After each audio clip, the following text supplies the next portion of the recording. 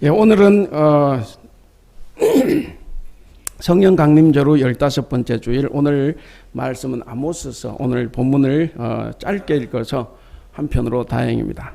제가 전에도 여러 번 말씀을 드렸지만 보통 예언자라고 하면 많은 사람들이 점쟁이로 생각을 합니다. 그래서 마치 미래의 일을 미리 알고 말하는 사람으로 이렇게 생각을 해요. 그래서 한국에 이렇게 교회 가보면 혹시 이렇게 교인 중에 혹시 권사님들이나 이렇게 미래를 점쳐주는 사람이 있어요. 예언의 은사가 있다고. 근데 그건 다 거짓말이에요. 그건 오해입니다. 예언은 그런 예언이 아닙니다. 그 히브리 말에서 예언자라고 할 때 나비라고 하는데, 이 나비에는 미래를 미리 알고 말한다는 의미는 없습니다. 이 성경 예언은 한자로 쌓아둘 옛자를 써서 예언이에요. 그러니까 예금하다 혹은 예약하다 할 때처럼 쌓아둘 옛자를 사용을 하는데, 뭐냐면 내 안에 뭘 쌓아놔요? 하나님께서 나에게 주시는 말씀을 내 속에 쌓아놓고, 그리고 필요할 때 그 말씀을 전하는 거죠. 하나님을 대신해서 내가 전하는 겁니다. 그래서 쌓아둘 옛자를 써서 예언자라고 합니다. 이 예언자는 특별히 하나님의 부르심을 받고 하나님께서 전하라고 주시는 말씀을 받아놨다가 하나님을 대신해서 널리 외쳐서 알리는 사람을 의미합니다. 그래서 대신 하나님의 말씀을 전하는 사람, 그렇기 때문에 의미에 맞게 더 정확하게 번역을 하면 대언자입니다. 대언자. 이스라엘 사회에서 하나님의 말씀을 대언하는 이 예언자는 대단히 중요한 위치를 차지하고 있습니다. 그런 예언자들은 보통 왕궁이나 성전에서 활동을 합니다. 이 왕궁에서 활동하는 사람 많죠. 우리가 딱 생각해 보면 다윗에게 누가 가서 전했어요? 예, 나단이 있어요. 예, 나단. 이런 사람들은 왕궁에서 활동하는 예언자들입니다. 그래서 이런 사람들을 왕궁 예언자 혹은 성전 예언자 이렇게 부릅니다. 말하자면 이들은 직업 예언자들입니다. 직업 예언자. 그러니까 이들은 생계비를 고용한 사람들에게서 받아요. 저는 생활비 누가 줍니까? 우리 교회에서 주는 거예요. 전 여기서 일을 하니까. 저는 이제 직업적인 일로 말하면 직업 예언자입니다. 그래서 이 보수를 받는 것은 문제가 없어요. 보수를 받는 것은 문제가 될 것이 없는데, 문제는 뭐냐면 물질적으로 사람에게 매일 가능성이 많아요. 나에게, 그러니까 당시 예언자에게 생활비를 주는 그 왕이나 누구에게 매일 가능성이 있어서 타락할 가능성이 많습니다. 대부분 성전 예언자들이나 이 왕궁 예언자들이 거의 대부분 타락하는 쪽으로 갔습니다. 하나님께서 주신 말씀을 전하는 대신에 자기들에게 임무를 맡기는 그 사람의 마음에 들기 위해서 예언의 내용을 바꿉니다. 그래서 그들을 위로하고 달래주는 역할을 합니다. 그래서 위험이 큰 사람들입니다. 결과적으로 이런 자들이 나중에 다 거짓 예언자들, 가짜 예언자들이 되고 말았습니다. 예레미야 6장 13절 14절을 보면 이런 말씀이 있습니다. 예언자와 제사장까지도 모두 한결같이 백성을 속였다. 백성이 상처를 입어 앓고 있을 때에도 괜찮다 하고 말했지만 괜찮기는 어디가 괜찮으냐. 그러니까 이 말씀처럼 거짓 예언자들은 사태의 심각성을 다 외면을 합니다. 외면을 하고 거짓된 평강, 거짓된 평화, 거짓된 위로를 선포합니다. 참 예언은 심판을 선포합니다. 오늘 주보 안쪽에 여러분 도표도 보면 나와 있습니다. 참 예언은 심판을 선포하지만 이 거짓 예언은 평강과 위로를 선포합니다. 그러나 당대에는 그렇지 않았어요. 그러니까 이 말씀이 선포되는 당대에는 지금 우리가 거짓이다, 지금 우리가 가짜다라고 하는 그 예언의 말씀이 진실이었어요. 그리고 우리가 지금 가짜다라고 하는 말이 똑같은 말인가요? 예, 반대요. 예, 이야기하다 헷갈렸습니다. 그러니까 결국 당대에는 우리가 거짓말이라고 했던 그것들이 그때는 진실이었다, 참 예언이었다 하는 거죠. 여러분 생각해 보세요. 누구든지 간에 교회에 와서 위로와 평강, 번영의 말을 들으면 좋아합니다. 근데 내가 일주일 동안 열심히 살고 힘들게 살고 교회에 왔는데 강단에서 죄를 회개해라. 죄인이다. 그래 살면 망한다. 이렇게 하면 다 싫어하는 거죠. 그래서 구약 시대부터 예수님 때까지 그리고 지금까지도 참 예언을 선포를 하면 그는 다 거짓 가짜가 되고 다 쫓겨나거나 죽거나 했습니다.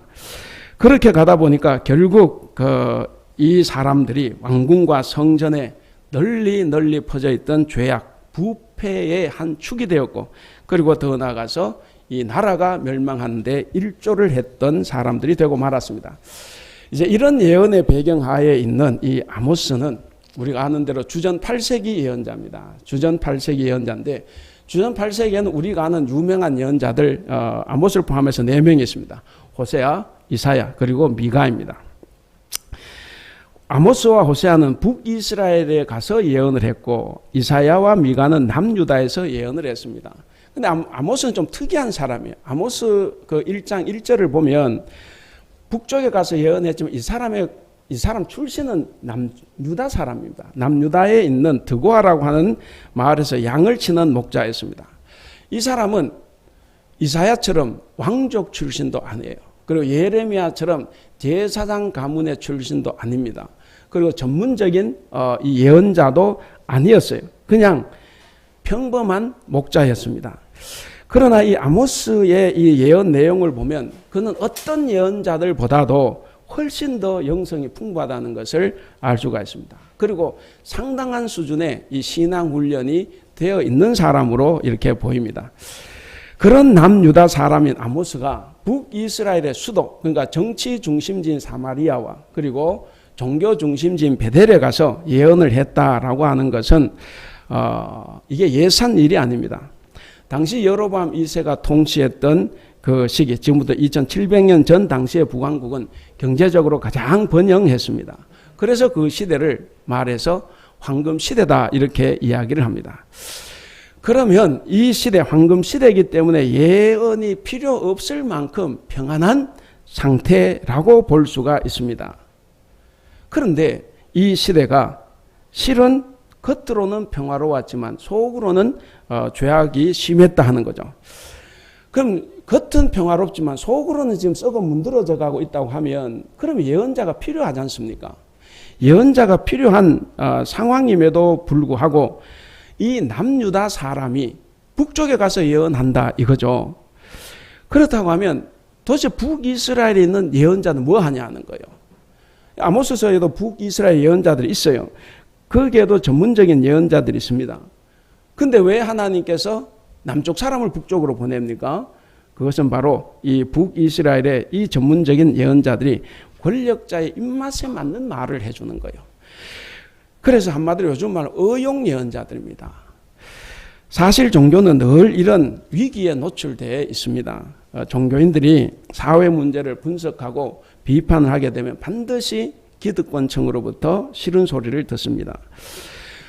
그리고 또 한편 종교 안에서도 우리 기독교는 기독교 안에서도 그런 기득권자들까지도 마음을 보살피고 위로해야 된다고 하는 이 거룩한 사랑, 그리고 그것으로 인해서 시끄러워지는 것이 싫어서 좋은 게 좋다라는 식의 태도를 취합니다.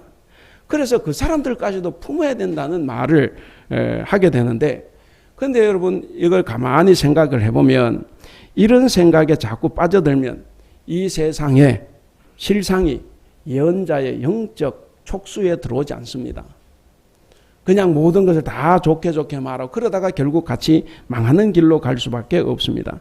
그러나 참된 예언자들은 그런 정치 사회적인 어떤 이데올로기에 물들지 않습니다. 또한 세상에서 정치 경제적인 기득권을 가진 이 교인들의 압력에도 굴하지 않고 깨어있는 영적 통찰력을 소유한 사람들이기 때문에 그들은 다른 사람들이 볼 수 없는 시대적인 어떤 것을 꿰뚫어 볼 수 있다 하는 거죠. 이 아모스가 예언했던 여로보암 2세가 통치했던 주전 8세기, 그러니까 아모스가 예언했던 주전 8세기, 그러니까 지금으로부터 2700년 전 이 북이스라엘은 방금 말씀드린 대로 유례없는 정치적인 안정을 누렸습니다. 그리고 경제적으로 번영을 구가했던 정말 평화로운 시대였습니다. 그런데 사후에는 오히려 부익부 빈익빈 현상이 그 어느 때보다도 극대화되었습니다. 근본 원인은 뭐냐면 국가의 경제 정책 때문이었습니다. 당시 여로보암 1세가 추진했던 이 국가 정책이 명령 경제 체제라고 이야기하는데 이 정책을 왕실에서 주도를 했습니다. 왕실이 주도한 집약 농업이라고 부르는 건데 이 정책의 목표는 이런 거예요. 이 지도층, 이 왕실의 주도하에서 전 국토를 대단히 영농단지로 조성하는 거예요. 대단지 영농단지로 조성을 하고 그곳에다가 현금 가치가 있는, 그러니까 수출을 하면 돈을 잘 벌 수 있는 그런 수출용 3대 농산물을 대량 생산하는 데 초점을 맞췄습니다. 3대 농산물이 뭐냐면 밀, 포도주, 기름이에요. 자, 이렇게 해서 이 권력 지배층들이 수출 극대화를 해서 모든 땅을 산지 마을마저도 다 토지를 무시하고 이렇게 농업을 하도록 했습니다. 그래서 이 소규모 이 토지를 경영했던 소장농들, 이 사람들은 결국 그 정책에 발을 맞추느라고 다 빚을 지게 되고 망하게 됩니다. 그리고 전 국토는 바로 이 수익성 농산물 재배지로 다 바뀌고 말았습니다. 이런 수출 집약 정책 때문에 상류 계층과 그리고 상인 계층은 호화로운 생활을 누렸습니다. 그들은 정말 잘 먹고 잘 살았습니다. 아모스 3장 15절을 보면 그들의 삶을 이렇게 적고 있습니다. 그들은 겨울 별장과 여름 별장을 가지고 있었습니다. 상하로 꾸민 집들과 많은 저택들을 가지고 있었습니다. 또한 아모스 6장 4절에서 8절을 보면 그들은 상하침상에 누웠고 안락 의자에서 기지개를 켜고 양떼에서 골라 잡은 어린 양 요리를 먹고 우리에서 송아지를 골라 잡아먹고 그리고 검은고와 악기를 만들어서 음악 활동을 하고 대접으로 포도주를 퍼마시고 가장 좋은 향유를 몸에 바르며 살았습니다. 그런데 그 끝에서 하나님은 그들이 사는 호화로운 저택이 싫다 이렇게 말씀하십니다. 그런데 이 정책은 그렇게 해서 토질 저하를 가져옵니다. 왜냐? 이 토질에 맞지 않게 모든 농토에다 다 이 세 가지만 심게 했기 때문에 그러니까 시간이 갈수록 생산성이 감소가 됩니다. 그리고 소장농을 채무자로 전락시키는 결과를 초래했습니다. 그래서 결국 소장농들은 다 가산을, 땅과 가산 다 빼앗기고 말았습니다. 그래서 아모스가 이것을 질타를 합니다. 2장 6절에서 8절을 보시면 요약해서 읽으면 이렇습니다. 그들이 돈을 받고 의로운 사람, 저는 표준 세번역을 읽습니다. 의로운 사람을 팔고, 여기서 의로운 사람은 다른 게 아니라 농부를 이야기합니다. 신 한 켤레 값에 빈민을 팔았기 때문이다. 그들은 힘없는 사람들의 머리를 흙먼지 속에 쳐넣어서 짓밟고 힘약한 사람들의 길을 굽게 하였다. 그들은 전당으로 잡은 옷을 모든 제단 옆에 펴놓고는 그 위에 눕고 저희가 섬기는 하나님의 성전에서 벌금으로 거두어 들인 포도주를 마시곤 했다. 당시는 90% 이상이 가난한 농부들이었습니다. 밀과 보리 이런 이 기초 생활품들이 값이 폭등을 했기 때문에 더 굶주렸습니다.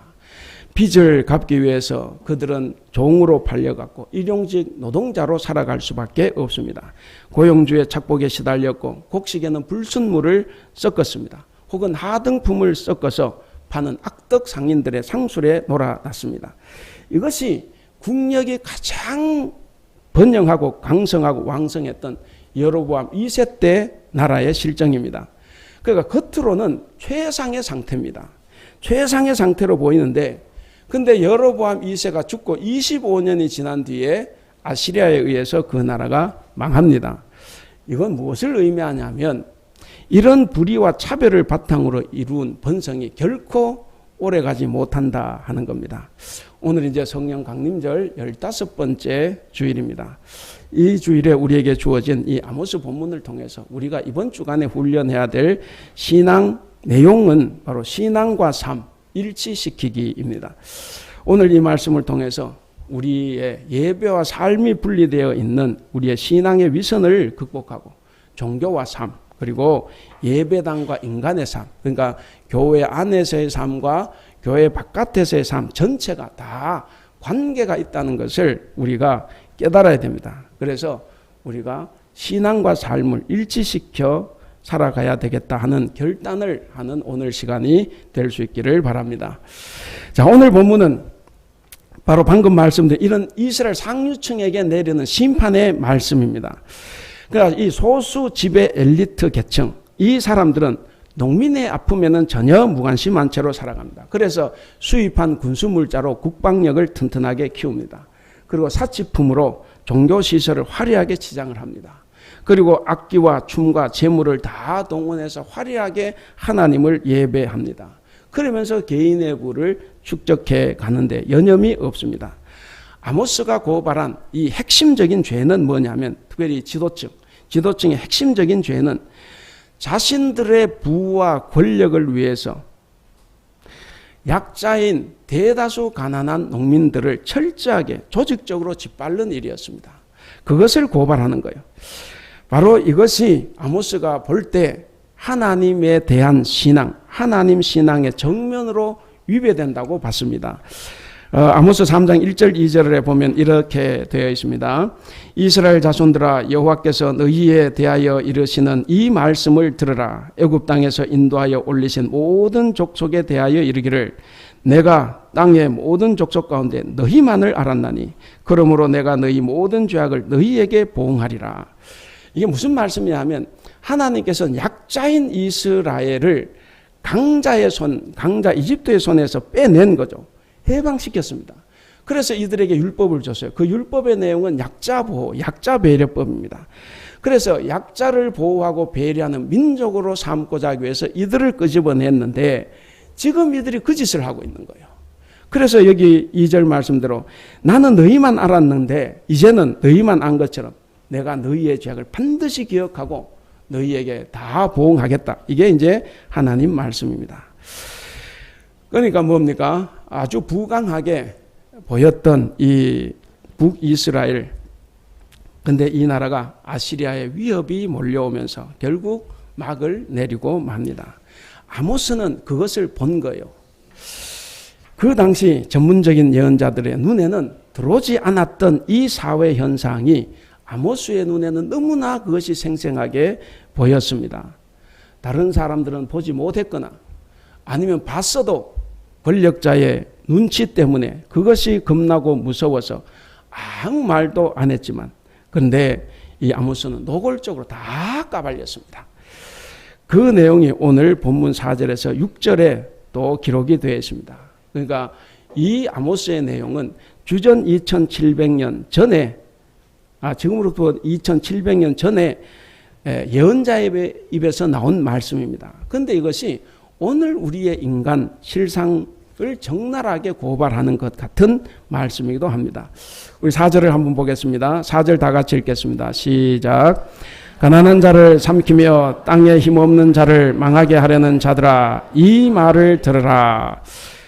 전에 한 말씀드렸는데 히브리어는 동사부터 먼저 나와요. 사실은 이게 동사가 제일 늦게 나왔지만 이 히브리어를 살리면 들으라 내 말을 이렇게 되는 겁니다. 자, 거기서 들으라고 했는데 어쨌든 이 4절에 보시면 주전 8세기 이스라엘의 그 북이스라엘 황금 시대에는 두 개의 사회 계층이 있었다는 것을 우리가 알 수가 있습니다. 그러니까 부유한 소수 엘리트 계층, 그러니까 상류 계급이 있고 그리고 가난한 대다수의 하위 계층이 있습니다. 이 상위 계급은 하나님의 언약, 하나님을 잘 믿는 것처럼 보이는데 하나님의 언약을 파괴하면서 가난한 사람들을 더욱 착취해서 자신들의 부를 축적해 나갔습니다. 부익부 빈익빈 현상, 그리고 정경유착, 권력자들의 부정과 불의, 이것은 그 당시에 점점 더 심화되어 갔습니다. 그들은 부유한 사람들에게 유리하고 가난한 사람들에게 불이익이 되는 이 정부의 정책을 마음껏 이용했습니다. 그래서 거리낌 없이 사용해서 부를 축적해 나갔습니다. 그런데 하나님의 뜻은 뭡니까? 중요한 것은 하나님의 뜻입니다. 하나님의 뜻은 뭐냐면 모든 사람이 다 소중한 사람입니다. 모든 사람이 다 하나님의 형상, 신의 형상입니다. 그렇기 때문에 어떠한 일에서도 모든 사람은 다 정당하게 존중받기를 원하십니다. 특별히 하나님은 신약에 와서 우리 예수님도 마찬가지지만 특별히 힘없고 가난한 사람들에 대한 배려가 그들을 도와주는 것이 사랑과 의의 실천이라고 말씀해 주셨습니다. 여러분 그 7절 끝에 보면 하나님께서 모든 행위를 절대로 잊지 않는다. 그런데 우리 7절 한번 읽어볼까요? 7절 시작. 여호와께서 야곱의 영광을 두고 맹세하시되 내가 그들의 모든 행위를 절대로 잊지 아니하리라 하셨나니. 예, 절대로 잊지 않는다. 하나님의 마음이 얼마나 아프면, 얼마나 가난한 자들이, 약자들이 당하고 살면 그게 너무 마음이 아픈 거예요. 그래서 너희들의 죄를 절대로 잊지 않겠다 하시는데, 하나님의 슬픈 심정입니다. 여러분 이렇게 생각을 해보면 고대의 그 가장 그 훌륭한 법이 함무라비 법전이지 않습니까? 그 함무라비 법전과 하나님의 법, 율법을 비교해 볼 수가 있습니다. 함무라비 법전에는 신분을 세 단계로 나눕니다. 지배 계층이 있고 일반 시민 계층이 있어요. 그리고 최하위 계층이 있는데 대부분 사람은 최하위 계층입니다. 그리고 신분이 낮을수록 더 엄한 처벌을 받아요. 그런데 하나님의 법, 율법은 어떻습니까? 하나님의 법은 신분을 나누지 않습니다. 모든 사람이 하나님의 형상이에요. 이거는 고대 세계의 위대한 정신입니다. 모든 사람이 다 신의 형상이기 때문에 신분이 나누어지는 것이 아니라 왕이나 노예나 다 동등하다 하는 거예요. 그리고 벌은 가진 자에게 훨씬 더 엄하게 내려집니다. 권력을 가졌던 다윗이 범죄했을 때 그 가족이 풍비박살났습니다. 하나님은 절대로 가진 자들의 이 죄악을 그냥 넘어가지 않습니다. 그러나 신분이 낮은 사람, 이 약자들을 배려하는 이 법을 우리 하나님께서 주셨습니다. 그러면 여러분 5절을 한번 보겠습니다. 5절 같이 읽겠습니다. 시작. 너희가 이르기를 월삭이 언제 지나서 우리가 곡식을 팔며 안식일이 언제 지나서 우리가 밀을 내게 할꼬 에바를 작게 하고 세계를 크게 하여 거짓 저울로 속이며. 거기 중간에 에바를 작게 하고 세계를 크게 하여, 이거는 이제 세번역으로 읽으면 이렇습니다. 되는 줄이고 추는 느리면서 가짜 저울로 속이자 이거죠. 되는 팔 때 쓰는가요? 추는 하여간 팔 때, 살 때 이렇게 해서 줄이고 느려가지고 이 폭리를 취하는 것을 이야기합니다. 자, 이렇게 5절을 보시면 이 부유한 이 상인들, 이 사람들이 가짜 저울로 가난한 사람들을 속여서 부당한 이익을 챙기고 있다 하는 거죠. 그러니까 이 사람들은 이러한 죄를 저질렀을 뿐만 아니라 중요한 것은 종교 절기를 다 지켜요. 그렇지 않습니까? 월삭과 안식일 다 지킵니다. 그 지키면서도 머릿속에는 온통 불의한 생각으로 가득하다는 거죠. 월삭이 언제 지나서 안식일이 언제 지나서, 그러니까 안식일 빨리 끝나면 안식 일 못하니까. 그래서 안식일이 빨리 끝나서 내가 나가서 좀 부정한 방법 돈 벌겠다 하는 이야기죠. 그러니까 머릿속에는 그 생각으로 가득 차 있습니다. 그래서 절기가, 예배가, 안식일이 빨리 끝나기를 기다렸습니다. 그러니까 뭡니까? 진정한 절기의 의미도 하나님의 뜻도 아랑곳하지 않는 불경스러운 일을 계속 저지르고 있습니다. 우리 안식일의 의미를 잘 알지 않습니까? 안식일. 출애굽기 31장 12절에서 17절에 보시면 제가 요약해서 읽으면 이렇습니다. 표준 세번역으로. 안식일은 너희에게 거룩한 날이므로 너희는 안식일을 지켜야 한다. 17절에 이것은 나와 이스라엘 자손 사이에 세워진 영원한 표징이니 이는 나 주가 엿새 동안 하늘과 땅을 만들고 이렛 날에는 쉬면서 숨을 돌렸기 때문이다. 우리 개역 성경에는 이렛 날에는 일을 마치고 쉬었음이라 이렇게 되어 있습니다. 그러니까 안식일은 뭡니까? 안식일은 뭐냐면 이스라엘 백성이 하나님의 언약을 준수하는 표기 때문에 반드시 지켜야 합니다. 안식일은. 그렇게 함으로써 안식일을 지킴으로써 이스라엘을 건국했던 그 시조, 선조들의 노예 시절을 잊지 않는 거예요. 그러면서 약자 보호 정신을 반드시 지키라고 하는 것입니다. 거기에 표준 세번역으로 끝에 말이 재밌죠. 나 주가 이렛 날은 쉬면서 숨을 돌렸다. 우리 계획은 쉬었다 이렇게 되는데 여러분 하나님 무슨 숨 돌릴 필요가 있습니까? 필요 없죠. 사실 하나님이 칠째 왜 쉬어요? 그 쉴 필요 없어요. 근데 왜 숨을 돌린다, 쉰다 이렇게 말합니까? 고대 세계에서 일하는 사람은 누굽니까? 안식일에도 일하지 못하는 사람이 누굽니까? 다 노예들이에요. 노동자 노예들입니다. 그러니까 이 말씀은 뭐냐면 결국 노예들을 위한 말씀입니다. 그래서 하나님께서 늘 자신을 노예와 약자와 동일시했습니다. 이처럼 안식일의 기본 정신이 약자 보호인데, 근데 이 당시의 상류층들은 이 안식일 준수를 통해서 평등 사회를 유지해야 되겠다는 그 하나님의 고귀한 정신을 다 무시했습니다. 그리고 껍데기만 형식적으로 지키면서 율법을 다 지켰다고 떠버렸습니다. 그런 그 사람들이 안식일에 이 월삭에도 분명히 그는 가게 문을 닫았습니다. 가게 문을 닫기는 했지만 거룩한 날이 빨리 끝나기를 그들은 학수고대했습니다. 왜? 장사해서 돈을 벌어야 되니까. 그들의 마음은 온통 장사해서 이득을, 그것도 불이한 이득을 남긴 일에만 쏠려 있었습니다. 돈독이 오를 대로 올라있는 저들은 정작 안식일을 통해서 보호받아야 되는 가난한 농민들, 노동자를 속여서 재산을 불릴 생각만을 그들이 했습니다. 농부들이 알면서도 당하는 거죠.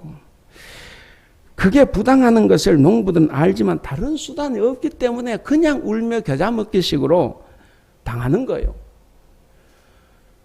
여러분 국회의원하고 소송 걸려서 싸우면 이기겠습니까? 여러분들이 100% 진실하다고 해도 져요. 오늘날에도 그렇습니다. 그래 당신은 어떻게 했느냐. 6절을 한번 보겠습니다. 6절 다 같이 읽겠습니다. 시작. 은으로 힘없는 자를 사며 신한 켤레로 가난한 자를 사며 찌꺼기 밀을 팔자 하는도다. 이게 이제 안식일에 예배 중에 이런 생각을 한다는 거죠. 은 비싸요? 아니에요. 이게 이제 표준세번역이나 공동번역을 읽으면 이런 거예요. 헐값에 가난한 사람들을 사고 이겁니다. 헐값에 가난한 사람들을 사고 신한 켤레 값으로 빈궁한 사람들을 사자.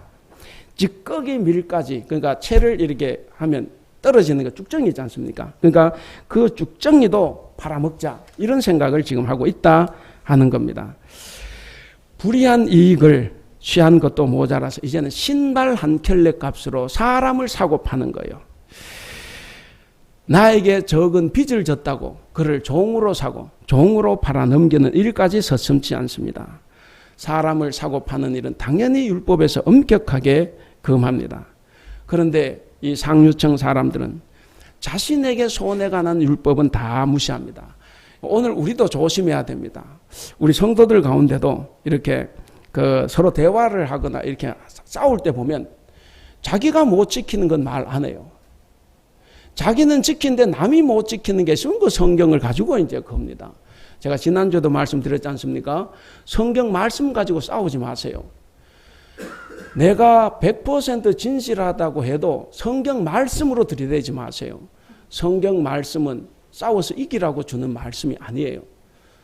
성경 말씀은 우리 보고 치라고, 손해보고 희생하라고 주시는 말씀입니다. 그래서 싸울 때는 다시 한번 말씀드릴게요. 인간적으로 싸우세요. 성경 말씀 가지고 싸우지 마시고. 그런데 오늘은 다 성경 말씀을 가지고 싸워요. 그래서 내 신앙이 옳다고. 그래서 교회는 회복이 안 돼요.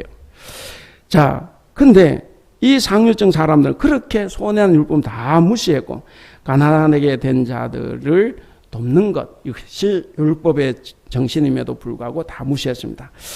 그런데 이들이 어떻게 말하고 있습니까? 6절 끝에 찌꺼기 밀까지도 팔아먹자 이렇게 하고 있지 않습니까? 그러니까 우리가 간혹 이렇게 농반지만 있는 사람이 더 무섭다 그래요. 우리 교회 있는 사람 안 무서운데 있는 사람이 더 무섭다 이런 말을 합니다. 왜 그래요? 이 본문 말씀을 보면 그러잖아요. 먹지도 못하는 것을 가난한 자에게 강매하는 겁니다. 먹지도 못하는 것을 알면서도 살 수밖에 없어요. 이런 것을 귀족이나 있는 사람에게 팔겠습니까? 그럴 리가 없죠. 가난한 사람이기 때문에 그렇게 하는 겁니다. 이것은 개개인이 저지르고 있는 양심 불량적인 상거래가 아니에요. 아까 말씀드린 것처럼 이건 합법적으로 하는 겁니다. 오직 소수 특권층만 배불리게 하는 이 국가 경제 정책 때문에 이들은 합법적으로 착취하고 있었다 하는 거죠. 사랑하는 우리 성도 여러분, 이 사람들은 하나님을 모르는 사람들이 아닙니다. 그들은 월삭도 지켰고 매월 초하루 예배도 지켰고 안식일도 다 지켰습니다. 그러나 그들은 절기의 진정한 의미, 그것을 모른 채 형식적으로만 지금 지키고 있습니다. 그래서 그들은 절기가 자신들의 장사를 방해한다고 불평하면서 그들의 몸은 예배하고 있는데 마음은 지금 콩밭에 가 있습니다. 이 머리로는 돈벌이만 꽉 차 있습니다. 월삭과 안식일은 모든 일상을 다 중지하고 안식하면서 쉬면서 하나님 은혜에 감사하는 거예요. 하나님의 은혜에 감사하면서 하나님 뜻을 상기해서 하나님으로부터 새로운 힘을 받는 복된 날입니다. 여러분, 우리가 헌금을 왜 합니까? 헌금하는 이유는 헌금을 100만 원 하면 1000만 원 하는 게 주시기 때문에 하는 게 아니에요. 헌금하면 하는 것만큼 손해가 나는 겁니다. 그래서 사실 헌금하는 것이 주저주저해요. 근데 왜 하냐 하면 일주일 동안은 열심히 벌기 위해서 살지 않습니까? 우리가 세상에서. 사람이 버는 것만 신경을 쓰면 신앙적인 삶을 제대로 살지 못합니다. 그래서 안식일 날 교회에 와서 성전에 와서는 하나님께 바치라는 거예요.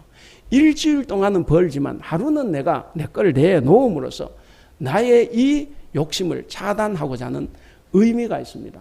그래서 우리가 헌금을 하는 것이고 그것으로 우리는 기쁨으로 만족해야 됩니다. 내가 이것을 내면 더 줄 거다라는 생각을 갖는 순간 우리는 우상을 숭배하게 되는 것입니다. 그래서 모든 것이 다 마찬가지입니다. 이 안식일에는 우리가 하나님의 뜻을 받들어서 하나님 뜻을 생각해보고 새로운 힘을 받는 날입니다. 그런데 이런 거룩한 종교 행위를 하는 바로 그날, 그 시간에 이 사람들은 하나님의 뜻을 역행하는 일을 계획하고 있습니다. 그들은 이 거룩한 종교 행위 뒤에서는 바로 하나님을 반역하고자 했다는 겁니다.